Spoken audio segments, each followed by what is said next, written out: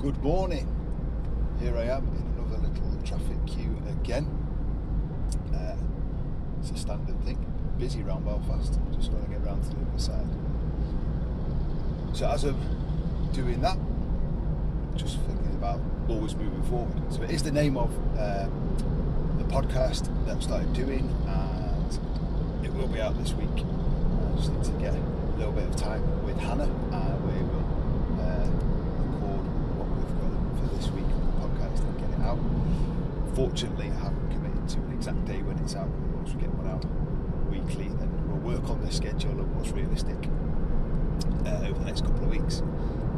So this thought of always moving forward, I was thinking about it last night because Levi played his first rugby match for the rugby team over here, which was great, and he played really well. He's only been really training about 6 weeks, hasn't played any rugby since he was about 8 years old, and it was brilliant. The team were very good, and they really kind of included him, and he played great, scored a try, lots of confidence from the team, and Levi's confidence grew and grew as he went on.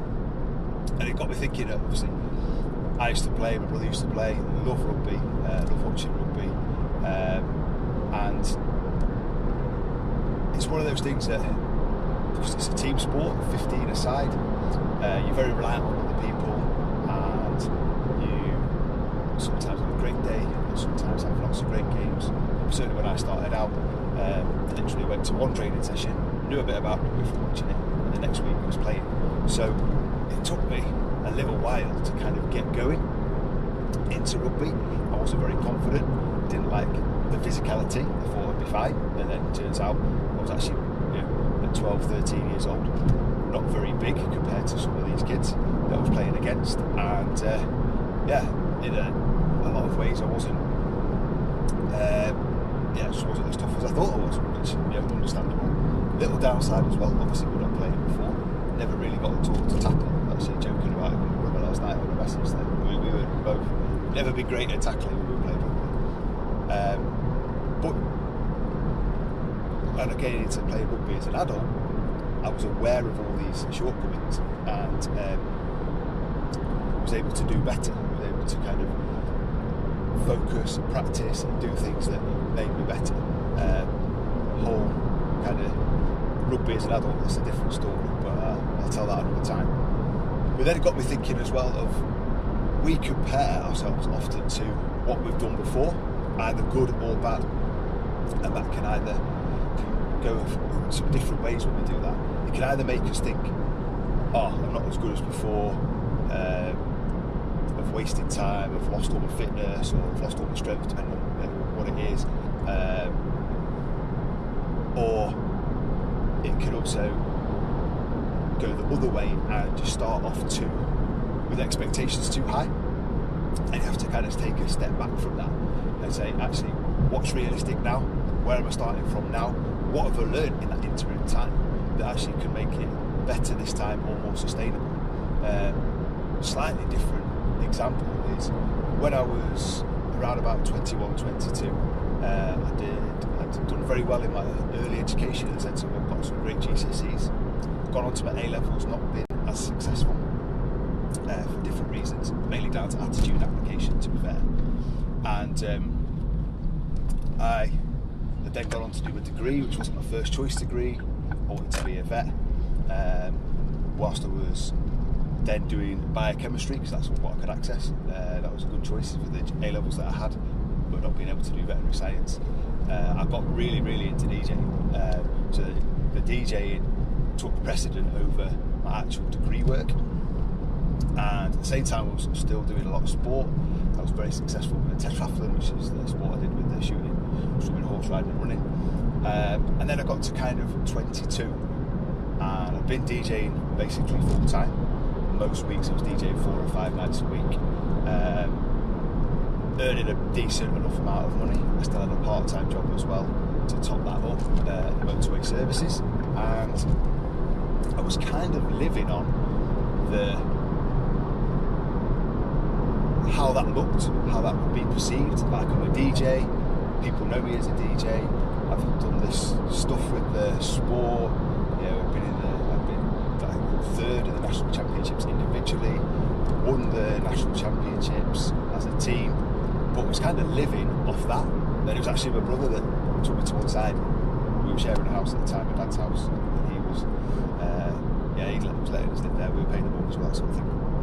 And he said to me, basically, you can't live off what you've done. That was good then, but it doesn't make you anything now. The DJing kind of was drying up. The main place was doing it 3 or 4 nights a week, and actually shut. I was left with kind of some bits and bats scrabbling around, in a sense, to try and reinvent myself. And actually, it's like, you need to just do something now. Do something and get a foundation. And you can't kind of live off the past. So don't set your expectations based on what you've done and expect things just to happen. You need to get into it. And I was actually probably had a bit of a bad attitude about that at the time. He's my younger brother, but he's quite wise, and he was always ahead of himself in sense of maturity and things like that, which was good in that. And he'd had his knockbacks at that point, but he had this just better understanding, really, I'm saying, of the world, and that you needed the right character and the right attitude to move forward and kind of assess where you were and assess where you want to go and what's that going to look like. And that set me on a career path that meant I just dug in, got a management role on the management training with Moto, and just did what I could do. And then actually, over time, things have really moved forward, always moving forward. You see, the link is there. And sometimes we have to kind of look at where we're at and set ourselves some realistic expectations and goals. Like the joke used to be when was at Fitness First years ago, it was Little Britain was really big. It would be losing 13 stone in a day. I think that was a Peter Kay one, and there was also the Little Britain thing of the Slimming Club that they had on there. Just funny things about nutrition and fitness were always knocking around. I suppose at that point it was kind of becoming more mainstream in the sense of people were starting to think more about the health, and there was a lot more choices of kind of health clubs versus old school gyms around, so it wasn't kind of like it's just bodybuilders that go in the gym. It was becoming a lot more for everyone, a lot wider availability, a lot more accessible in terms of cost. And setting those realistic goals and setting realistic expectations about what you can achieve in a given time period is really, really important. But as long as we're kind of always doing those little things moving forward, good choices on most days with nutrition, doing some sort of activity, we're always going to be moving forward and progressing just that little bit in health and fitness, in career, in family. It's all little good choices stacking up on top of each other. So have a great Wednesday. That's just my thoughts for today, and have a great one.